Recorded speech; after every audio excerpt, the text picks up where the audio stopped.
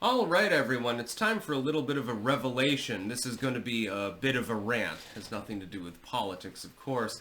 Thoughts on contraposition and contrapposto, which is an Italian term that generally refers to statuary and other forms of art. The idea is that things can be either very brutalistic and pragmatic, so block apartments, something like that, or they can be highly aesthetic. Art Nouveau captures this, I think, probably better than most. I wanted to show you a few examples, and I'm also going to give you cooking tips, so yeah. I cooked a soup the other day, and that led to me making this video. I wanted to show you a few things. These are some of the things that I collect. I love these wall scrolls. Look, for example, at this image. What do you see? There's a contraposition. The balance is off. This is the fact with dance, music, food, all sorts of things. I came to the conclusion the other day that contraposition is basically standard within, the human race. This is centered, but this draws your eye too. It's not centered now, is it? If it were just the bird and there were vines and leaves around it or something like that, it would be less aesthetic. It wouldn't look as visually pleasing. Visually pleasing art is always a good idea. Let's look at these ones. I've got 3 of them. I just wanted to show you them. It's just a small part of my collection of probably 70 of them or so. Look at this, for example. Now, the birds are centered. Is the sun centered? No. And the trees draw your eye as well. That's what makes it visually aesthetic. Aesthetically pleasing. And then number 3. I'll only give you 3 examples. I don't want to bore anyone. Not everyone's into this kind of art. Look at them. They contrapose one another. They're in either corner. They're literally contraposed. There's a reason for that. I was making soup the other day, and I'll give you a cooking tip or two in a moment, by the way. And I was thinking to myself, the basis of a lot of the soups made in the world are based on 3 base ingredients, and then you add everything else in later. Carrots, celery, and onions. And while I was cooking the soup, I had a weird revelation. I was also looking at myself in the mirror and realized that disbalance is actually more aesthetic, but we'll get to that in a moment. And I thought to myself, why are these 3 ingredients so great together? And I realized it's because the carrots have a subtle sweet flavor, assuming that they're not fucked up. The celery has a mildly salty flavor, and they make celery salt for a reason. Sort of a crisp saltiness, so to speak. And the onion has the more pungent aroma. And so when you saute them together, they just become perfect, basically. They become the perfect base for half the soups that are ever fucking made. This is the case for singular dishes as well, stir-fries and things like that. You mix the savory, the salty, the sweet, make like a Szechuan style, stuff like that. It's about counterbalancing things. That is usually more aesthetic. It's more pleasing to the senses. Within music, it literally, the human sense wants counterbalance. So think of aroma, for example. If you're counterbalancing a sweet scent and maybe more of an herbal scent or something like that, it's generally going to be more pleasing as well. With regards to food, here's my tip, by the way. When you're sauteing the big 3 off together, if you want it to be a little bit more on the sweet herbaceous side, add a pinch of tarragon. It's very overlooked. Most people don't use it at all.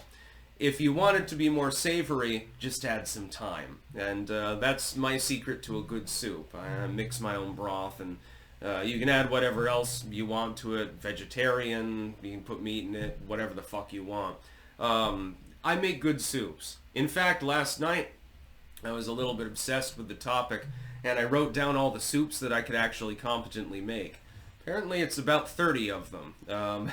Considering the fact that I never cooked anything until a few years ago, I think that I'm doing pretty well.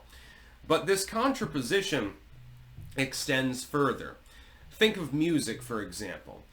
You have the sweet harmony. Look at classical music.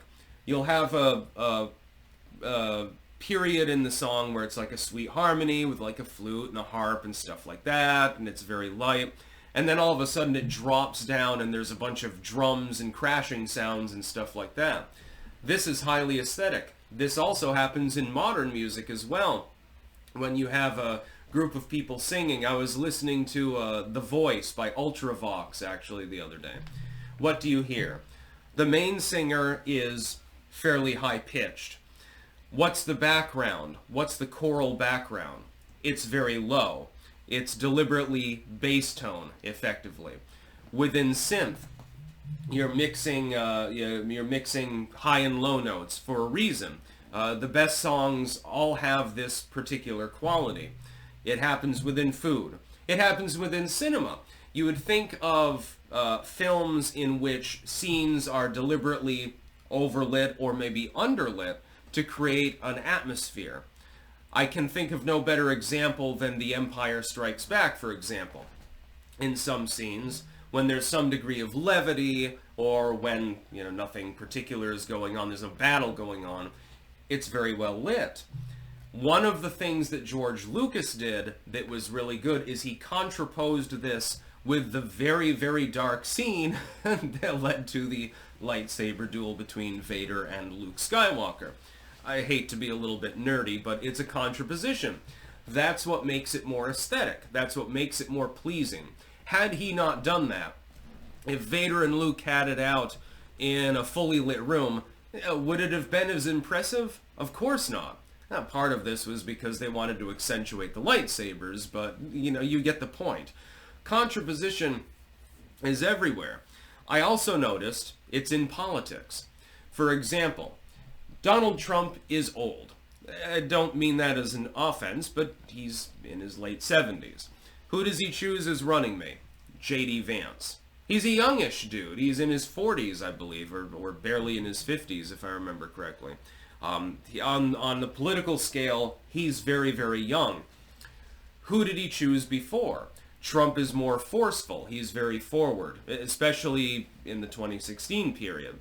So he chooses somebody who sits in the background, Mike Pence. Somebody who will not get in the way of his own forceful attitude. Joe Biden, old white dude, chooses a youngish black female. Barack Obama, a young statesman with little experience, who happens to be black, chooses the old white dude as his running mate. And so on and so on. George W., whose method acting is a retard, basically. Who does he choose? The evil genius who sits in the background and leers at the press. It's a contraposition. It's basically the force of opposites acting together. Now, within politics, that's to get votes. Within food, that's to make it yummy, basically.